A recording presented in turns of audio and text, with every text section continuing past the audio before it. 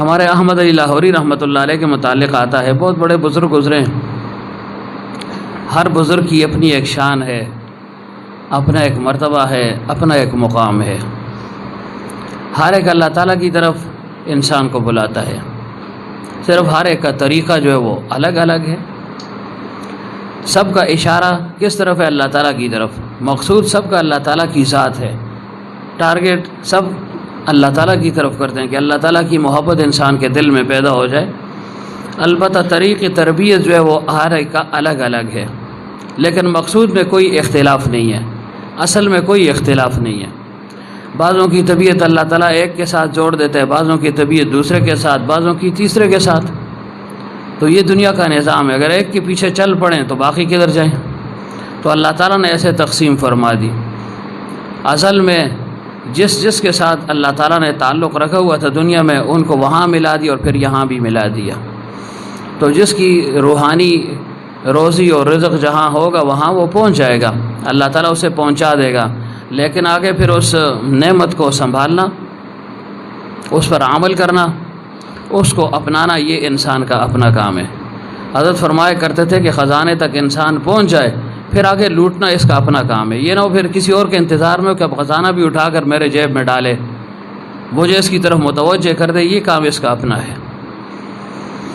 تو اللہ تعالیٰ کی معرفت کی دکانیں ہیں جہاں پر اللہ والے بیٹھتے ہیں کہ یہاں پر اللہ تعالیٰ کی محبت تقسیم ہوتی ہے۔ آئے انسان اس ماحول میں آئے، پھر اس کو جو ہے اندازہ ہوتا ہے کہ واقعی یہاں کیا کچھ ہوتا ہے اور کیا کچھ انسان لیتا ہے اور کیا کچھ اس کا اثر ہوتا ہے، لیکن شرط یہ ہے کہ وہ عقیدت اور محبت کے ساتھ آئے، اطاعت جو ہے نا وہ کامل اس کے دل میں ہو، پھر جو ہے نا آسان ہے یہ معاملہ۔ تو عرض کیا کر رہا تھا کہ احمد علی لاہوری رحمۃ اللہ علیہ کے بہت سے خلفاء تھے، بڑی خلقت ان سے فیضیاب ہوئی، اس سے کہ شیخ کے ساتھ عقیدت اور محبت تام درجے کی ہو اور اس کے اشارے کو اپنے لیے حکم سمجھے،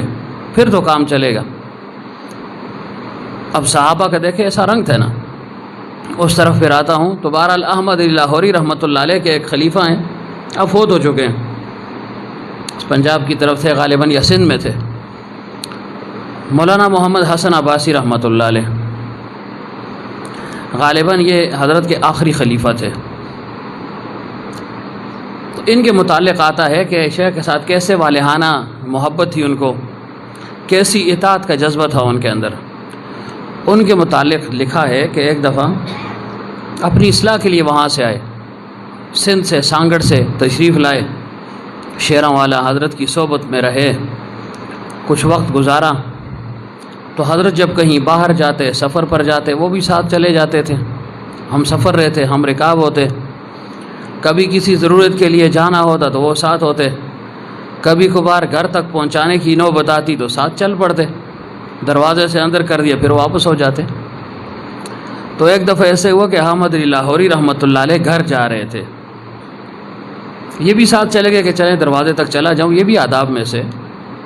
اگر کوئی اور حرج اس میں واقع نہ ہوتا ہو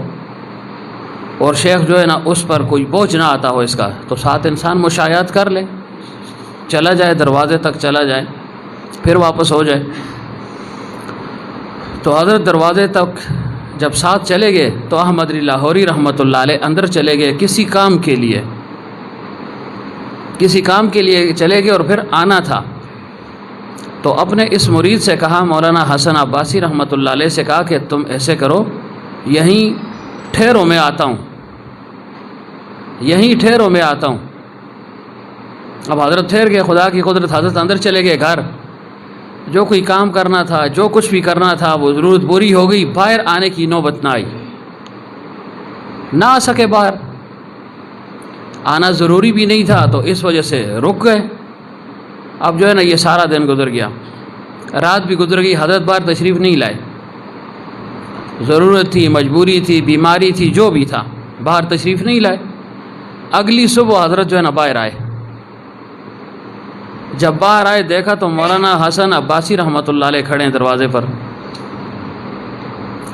تو احمد علی لاہوری رحمۃ اللہ علیہ حیرت میں پڑ گئے کہ بھائی یہ جو ہے دروازے میں کیا کر رہا ہے، رات والی یا شام والی یا دن والی بات بھول گئے تھے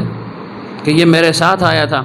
اور دوسرا یہ کہ بعض اوقات انسان احیاناً ویسے ایک بات کہہ دیتا ہے وہ لازمی اور ضروری نہیں ہوتی، لیکن مرید اگر ہو اور اس کے اندر اطاعت کا جذبہ ہو، عشق و محبت ہو، تو وہ اس کو اپنے لیے سب کچھ سمجھتا ہے۔ وہ یہ نہیں سمجھتا کہ ویسے ہی منہ سے نکل گئی، احیاناً یہ بات کہہ دیجیے، خیال نہیں رہا، غیر اختیاری طور پر کہہ دیا۔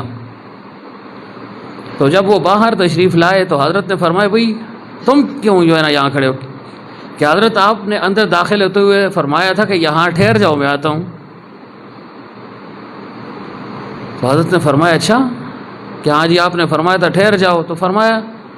کہ جب آپ نے کہا ٹھہر جاؤ تو میں کب جا سکتا تھا؟ میں پھر کھڑا رہا۔ فرمایا جب کھڑے رہے تو بیٹھ جاتے نا، تو فرمایا آپ نے کہا تھا کھڑے رہنا، تو میں بیٹھتا کب بیٹھ سکتا تھا؟ میں اسی انتظار میں تھا کہ ابھی آئیں گے ابھی آئیں گے ابھی آئیں گے ابھی آئیں گے، اس میں رات بھی گزر گئی۔ تو ایسے لوگوں کو پھر اللہ تعالیٰ نوازتا ہے نا، یہ نہ ہو پھر جو ہے نا باہر سے کھانستا رہے، کھنگ دے رہے، یہ پتہ لگے جنا یہ رمیدہ کھلتے ہیں 2 گھنٹے ہو گئے کہ اب جو ہے ذرا پتہ تو لگے شیخ صاحب کو، پیر صاحب کو، کہ میں باہر کھڑا ہوں 1.5-2 گھنٹے ہو گئے ہیں، ان کو اطلاع تو ہو نا۔ اگر جو ہے نا قولاً جو ہے نا میں اطلاع نہیں دے سکتا، جیسے کسی فعل کے ذریعے سے اس کو متنبع کر لوں، خبردار کر لوں کہ حضرت پیر صاحب صاحبزادہ صاحب تسی تے اندر لمحے ہوئے میں کھل مار۔ ایسی اطاعت تھی، ایسی محبت تھی، تو پھر اللہ تعالیٰ نے چمکا دیا نا ایسے لوگ۔